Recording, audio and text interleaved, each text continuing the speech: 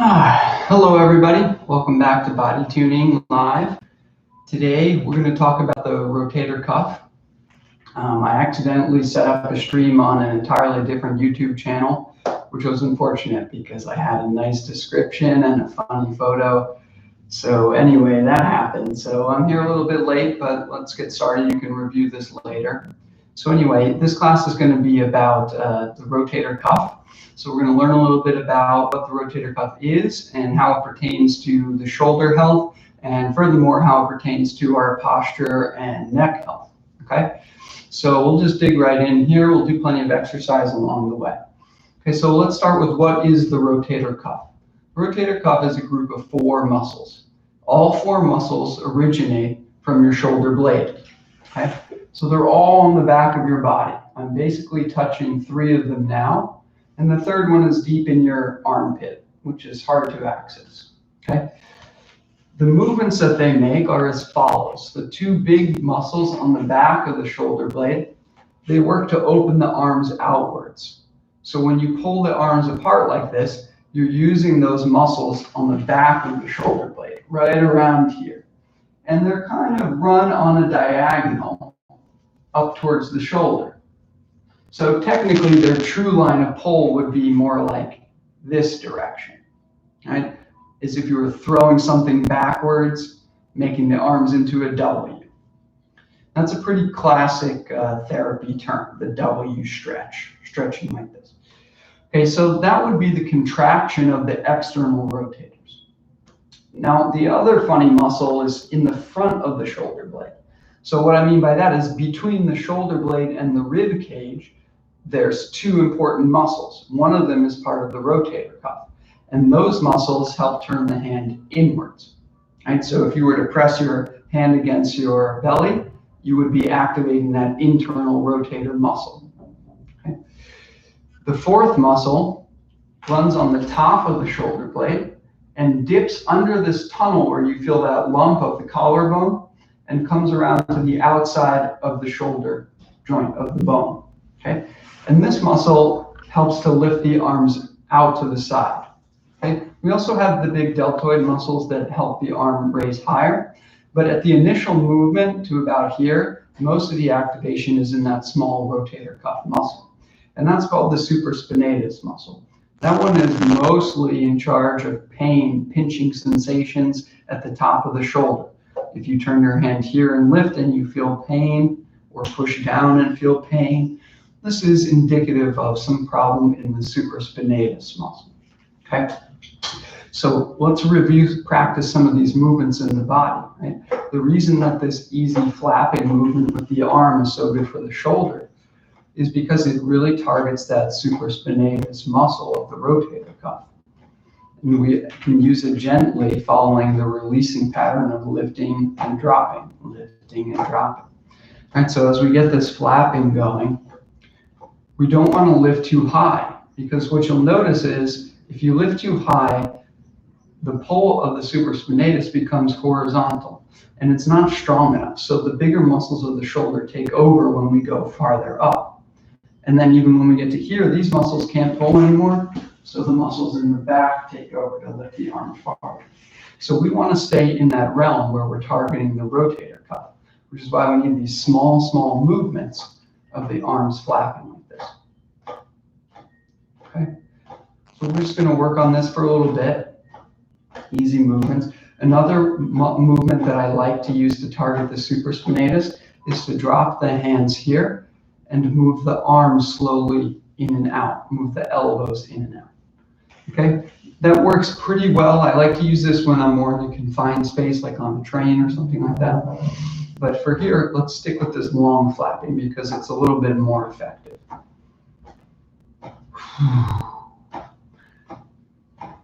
Okay, so some of the benchmarks we want to be able to measure in our shoulder is that with the elbow close to the body, we can open the shoulder to 90 degrees.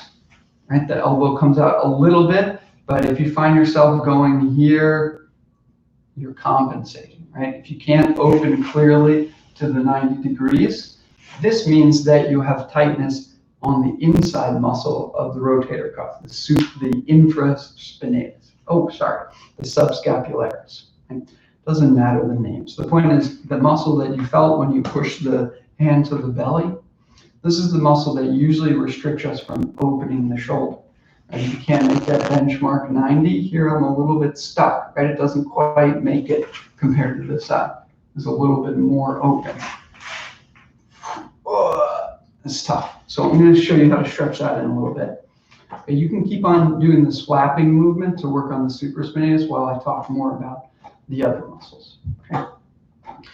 So aside from the movements that they do, the importance of the rotator cuff is that the shoulder is actually an incredibly unstable joint in its own right, meaning the scapula, the shoulder blade, comes up with a very light dome. It's not a giant cup like the hip socket. It's just a shallow concave piece right here. And then you have the arm bone that fits against it. But you see there's no mechanism to hug the shoulder. There's no actual mechanics in the joint that keep the ball in the socket. So what we have is that sling of rotator cuff on top, 2 in the back, and 1 in the front, that basically when they co-contract, they pull the shoulder into the shoulder socket. So that as you move, right, you got your light concavity, as you move, this stays against the shoulder joint. If we're missing some of those or they're injured, what happens is you don't get that compression and the ball starts to roll out of the socket and hit something and causes pain. Okay? And that can happen in any direction because we lose the true coordination where that loose ball stays somehow on that socket. Okay? So as we're warming up the top muscles, now let's draw attention to the external rotators that we started talking about in the beginning. You can feel them if you reach under your armpit and touch on top of the shoulder blade.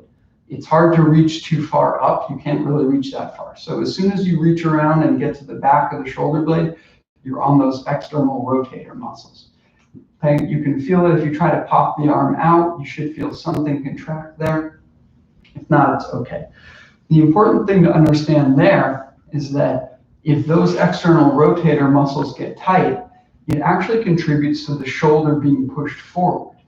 As the shoulder loses tension in the back, it gets pushed forward because there's not enough space in the back of the shoulder. So if you are constantly dealing with shoulders that are very far forwards, then part of the problem is the tightness in the external rotators of the shoulder cuff. Okay? So in order to loosen those two big boys, we need to do the opposite movement. Just like we tested this to stretch the subscapularis, the internal rotator, we need some kind of benchmark for internal rotation. Right? And what we want to look at is how far up the back you can reach. And if you can't get up the back, we try to measure the level that you're at here. Okay? It's not a perfect measurement of these muscles, but it is pretty generally helpful to see how, because I know my left arm reaches up higher than my right arm. And my right arm feels a little bit tense when I do that. So I'm probably going to need to try to improve the internal rotation on my right arm so that I can reach up there more easily. Right? And on my left arm, we saw this is pretty good, and both is good. So my left shoulder's not doing so bad right now. But my right side, I've discovered this problem. It's definitely harder to reach up with my right. You can also feel this in the gripping stretch when you try to combine the hands and lock like this. Everybody's going to feel one side, more difficult than the other. Right? So again, that's just more of a measurement. I've used that stretch before. It's relatively helpful, but it's not a holy grail. But it will show you which one of your shoulders is harder, right? You might also discover one can't reach over as far as the other. So that's always helpful. All right, so we got our baseline. You want to be able to at least get to the shoulder blade level with the elbow and forearm close to the body, okay? If you're doing something like this to get it there, you're compensating. It means you got a problem in the shoulder, okay? If you can't with no movement here, just reach back and find it, shoot, shoot, then you got a problem in your shoulder, Okay, you should be able to reach back without any moving of the shoulder blade or any moving of the body. Okay, so we've got our 2 benchmark measurements for those. All right, so now let's start to work on coordinating them. Okay, even though the rotator cuff muscles are meant to stabilize in a co-contraction way, they also produce these rotations, internal and external rotation. So what we're going to do is we're going to spin the arms in and out, right? Turning the elbow pit forwards and then turning the elbow pit backwards. And we're just going to get that screwing movement through the shoulders. Okay, and we're going to do this when we sit nice and upright, and we just focus the movement on the shoulder joint. It's really important that you don't start dragging the shoulder blade into the movement, because what's going to happen then is, just like when we tried to stretch the shoulder this way, you'll just use the shoulder blade for all of the movement instead of actually stretching or working on the joint area. Right, so as you're spinning, try to keep the shoulder blade as stable as possible and use the mind's eye to notice the rotation happening here in the actual shoulder joint. Right?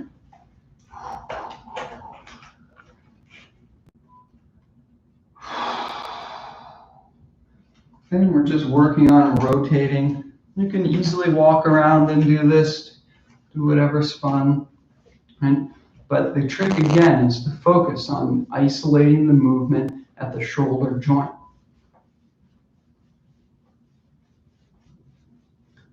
If you're unsure of whether you're isolating or not, you can put the hand up here on the shoulder blade and go very slowly through the movement.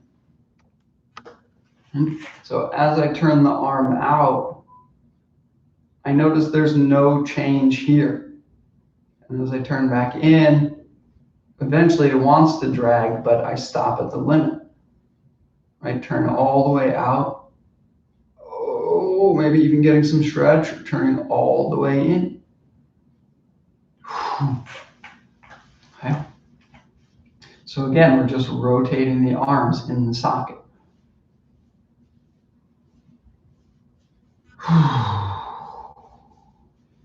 If you were part of our posture class, we talked a lot about using the external rotation to find an upright position. The stipulation there is that if you overtrain the external rotators, like we just discussed, this is going to push the shoulder forward. Right? So we need always to cultivate the balance between strength and flexibility. Just rolling in the sockets. Okay. Now, let's recheck our movements again. Yeah, this is getting a little bit easier to reach up. It's not perfect. It doesn't feel great yet, but it's definitely starting to improve. Okay. And we notice also this movement was a little bit stuck for me. So let's talk about opening up that movement. All right, if you didn't pass the benchmark test of being able to open the shoulder out to 90 degrees, then we need to address that. Okay, so I'm going to show you how to do it here. You just need a wall, any wall, or basically any surface is fine. It doesn't have to be a wall, door, closet, dresser. All right, so you just get your palm against there, and you have the elbow close to the body. So I'm still kind of facing this way, so I'm not actually stretching it. I'm basically here just with the palm against the wall. And then what I'm going to do is I'm going to take the free arm and I'm going to scoop up and hold the elbow. Okay, and I'm going to make sure that this elbow doesn't move in space when I start to turn. So I'm going to start to use my feet and my hips, and I'm going to turn away from the arm. Okay, what's going to want to happen is the elbow is going to want to fly backwards, right, when you run out of movement. So you need to keep the elbow very stable and close to the body as you rotate away. And then you should be able to feel something kind of funny in your shoulder blade. That is the deeper subscapularis muscle that makes that internal rotation. Right? Remember we said that one you can feel when you press into the belly, so we're doing the opposite movement to stretch it open. Sometimes pulsing with the twist, or just getting quiet and really trying to visualize and imagine where you actually feel the stretch.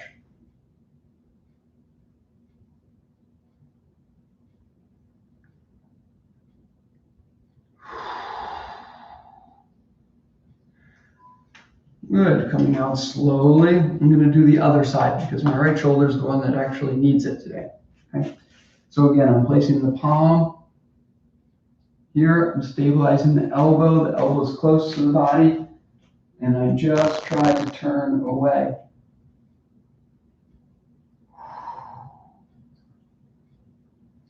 It does feel a little bit like I'm pulling the elbow forward.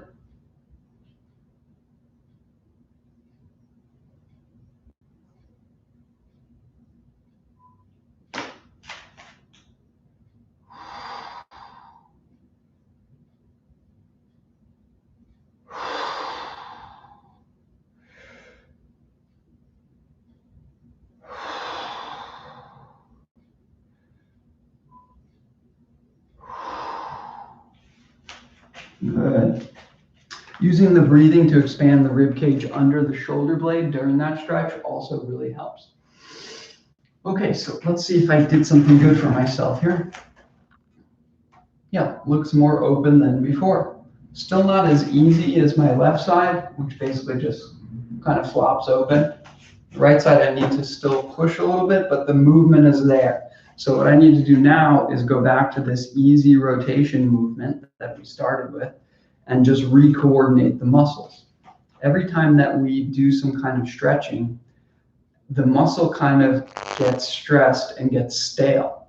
And part of what you're trying to achieve when you stretch a muscle is that it's going to give up and relax a little bit. Okay? And that's good, but what happens is it also decreases the neurological input to that muscle. So it doesn't really function as quickly or respond the way you think it's going to. If you've ever done a really deep stretch on your legs or something, and then you stand up, you're like, whoa, the ground's not where I thought it was. Well, it's obviously the ground is, it's the muscles that feel different. So every time we stretch, we need to do some kind of re-coordination exercise, basically a light shaking movement that activates the muscle again. And remember, with the shoulder health problems, balancing the rotator cuff is what's most important, not just stretching one thing that feels good. Right? Because maybe I was tight here and I just stretched it. That was good, but it's possible I'm also a little bit weak on the backside or something like that. So we need to try to create balance by getting this full activation through the rotations. And this should start to feel pretty tiring by now. Right? My shoulders are starting to fatigue a little bit, but don't let the shoulder blade come into the movement. Just keep rotating from down here, where you can think about the elbow pit turning in and out. Okay, another good stretch for the external rotators, the guys back here that tend to push our shoulder forward or give us problems lifting upwards too, is to get to this position. So the arms at 90 degrees with the palm up. And then we're going to do that same stretch, except last time we did it this way, pushing in to stretch across the back of the shoulder. But here we're going to push in and stretch across this way, right? And again, it's kind of tricky because you really don't want the shoulder blade to get pulled around front, right? We don't want to see this area moving. We want to isolate the movement at the shoulder joint here. So that means that we need a way to stabilize the shoulder blade. I like to use a chair for this because when I sit back against the back of the chair, I can feel my shoulder blades pressed up against the chair, and I can feel my rib cage pressed up against the shoulder blade. So the shoulder blade's kind of sandwiched between my ribs and the chair. Maybe just the lower portion of the shoulder blade, but I can clearly feel that it's where it is in space. So that way, when I go to do the stretch, I know when it starts to drag into my shoulder blade, because the shoulder blade tries to roll off the chair.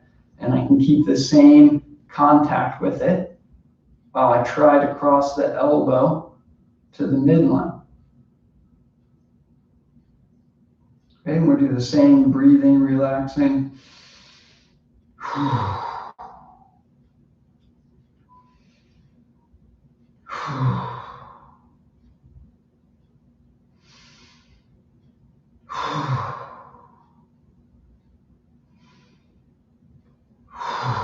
Good, you can see my elbow starting to cross the body, and I'm actually leaning into that shoulder blade to pin it against the chair. So I'm kind of pushing with my feet to get pressure against the back of the chair. So that way I get more stability for the shoulder blade. So as I pull with the elbow this way, it can handle a little bit more force before trying to pop around to the front.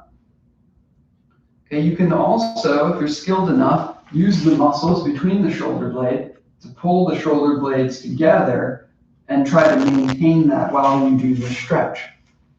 Okay, that's also a helpful trick, and it also is good for adjusting the tone in the back. Right? Generally, we want more healthy tone between the shoulder blades and less tone in the shoulder joint.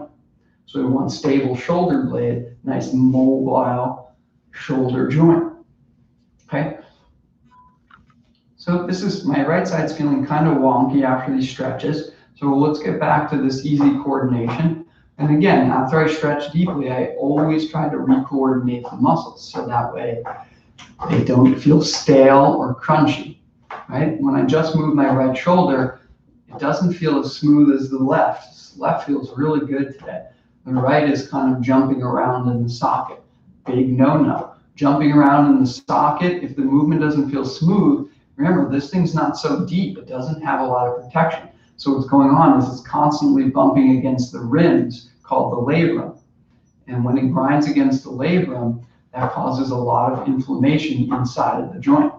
So having a well-coordinated rotator cuff is one of the best defenses against labral tears, bicep tendonitis, and rotator cuff tendonitis, and eventually neck pain as well. Because we know if the rotator cuff is not easily coordinated, it's going to drag the shoulder blade into a position that's difficult. And we know when the shoulder blade goes forward, this compresses the lower neck and gives us problems up into the cervical spine.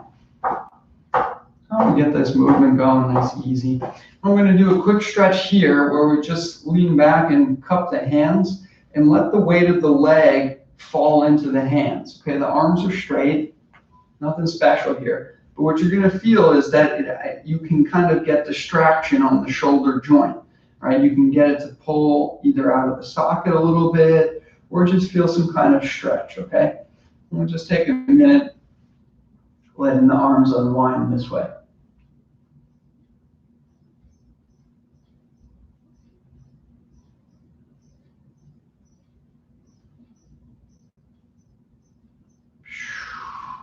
Good, maybe switch legs a little bit. And remember, if you focus on relaxing the shoulder joints, you can actually get a good amount of distraction by pushing with the knee into the hands. You want to relax the wrist as well and the elbows. Basically, you only want to use the clasping mechanism in the fingers to keep the hands in place. The rest you can just allow to be slack and stretch. We can even start to work on the spine here.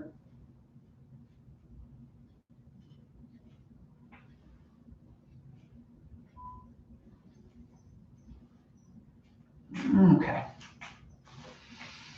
All right, so now we need to do something for the internal rotation, right? If we had problems reaching up behind the back, we need to activate this internal muscle, and we also need to stretch open the shoulder a little bit. So I like to just start with an easy skill where I'm going to work on my right arm, okay? So my left arm is going to hold my right arm in this position, and I'm going to use my left hand to actively move the right arm.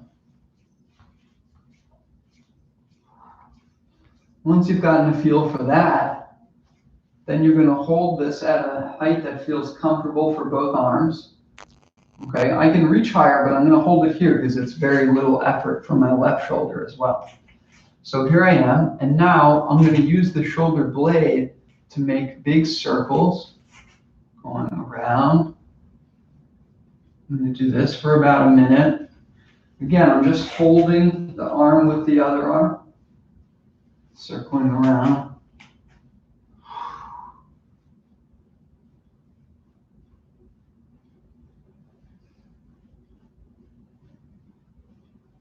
Whew.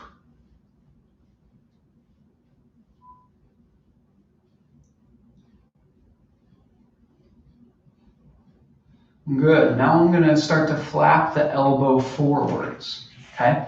This is where it gets a little bit tricky because we need to monitor the shoulder blade. If you have a big restriction here and you try to push the elbow forwards, it's going to draw the shoulder blade forward and probably make you want to arch over. So I'm going to use the wall trick again, okay, where I use my shoulder blades against the wall and I assume the same position. And here I can flap the arm forwards while the shoulder blade is pinned against the wall. Right? So I've got the shoulder blades pinned against the wall. You can sit flat if you want to. It's also fine. Okay, so you get one arm, even if in this case you don't even need the other arm because you're going to sandwich the arm against the wall. And then you start to flap the elbow forwards while you keep the shoulder blade against the wall. Okay, we're just going to spend like a minute doing this. Actually, against the wall is great because you can do both shoulders at once. Okay, I got my flapping going.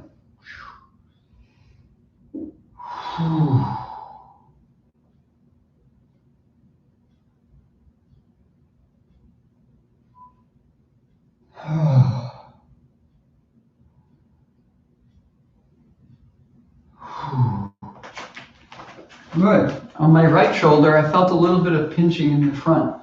So this means that something's going on with my bicep. What was going on is I didn't have enough internal rotation in the socket for it to ride smoothly in place. So it started to roll out forwards into my body and hit my bicep tendon in a way that feels not so great. So later I'm going to have to stretch out my bicep. Right? So if you got pain in the front of your shoulder with that one, generally working on the bicep or the chest muscle are two great places to start. Okay? In the meantime, let's get back to some easy movements now. Okay, so so far we looked at how to stretch the inside muscle by opening against the wall. We looked at stretching the back muscles going inwards. We've looked at movements to coordinate the internal and external movement. And we've looked at movements to, let's say, circulate the supraspinatus. Generally, we don't actually want to loosen or try to stretch the supraspinatus. It's kind of difficult because you'd have to cross across the body, and it's kind of it doesn't really give us many health benefits. We actually want that supraspinatus to be pretty firm because that's what holds up a lot of the shoulder into the socket. Okay, so let's work on coordinating this rotation stuff because these are the muscles, the rotating muscles, that are going to cause restrictions in overhead movement. And because by the time you're reaching overhead, the shoulder blade has come up and around, and now the external rotators are here, coming off the side of the shoulder. So when we do that hitting stuff here, this is all working on the rotator cuff, okay? So taking care of the rotator cuff is just as important for overhead mobility as it is for reaching next to you. Okay, a few last minute exercises here. Just keep rotating in place. If you want to start to develop strength in the external rotators, then we can use the backwards tossing movement where we focus on flicking something, like throwing something backwards, right? That gives us the basically that stretch position, but with movement. And if you do both at once, you may even feel the stretch up into the chest. Right?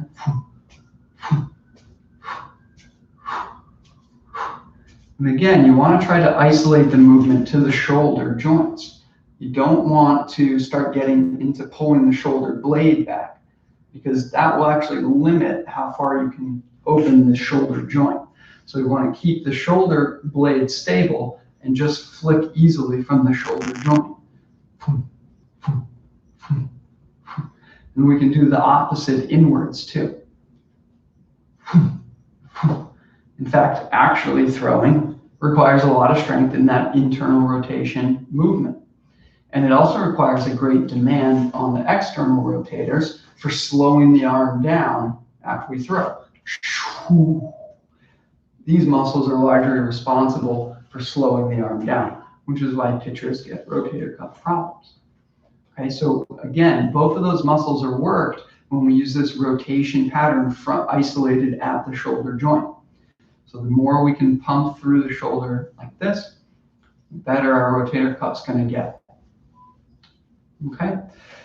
All right, I'm going to update the description in this video since I really made a blunder and uploaded it somewhere else. But check back if you're interested how the fast is going. Otherwise, I'll see you guys all tomorrow and with some new exciting programming, okay? Have a great day. Hope that helped a little bit.